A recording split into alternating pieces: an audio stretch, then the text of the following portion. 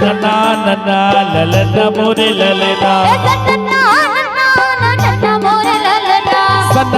नन्ना ललना मोरे ललना, सतना नन्ना ललना मोरे ललना, सतना नन्ना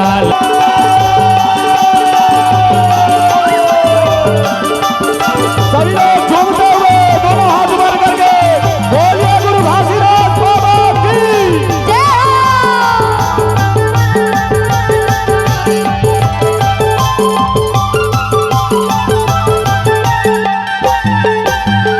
एक पेड़ अगला तो सर पेड़ धवरा, सर पेड़ धौरा तू सर पेड़ धौरा, तेरे मेरे घासीदास धुनीला रमाए, धुनीला रमाए धुनीला रमाए।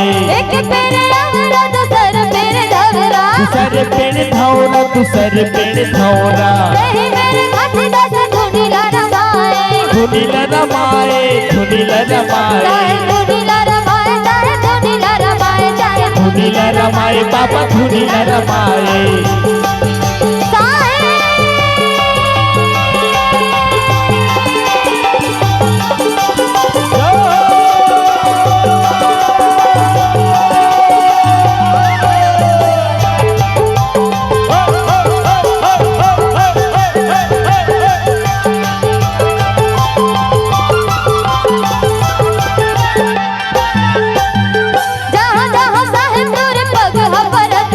पग पड़े है बाबा पग पड़े है, पग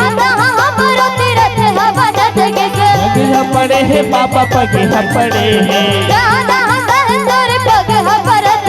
पग पड़े है गुरु पग पड़े है। ढंग का बजत है हो ढंग का बजत है,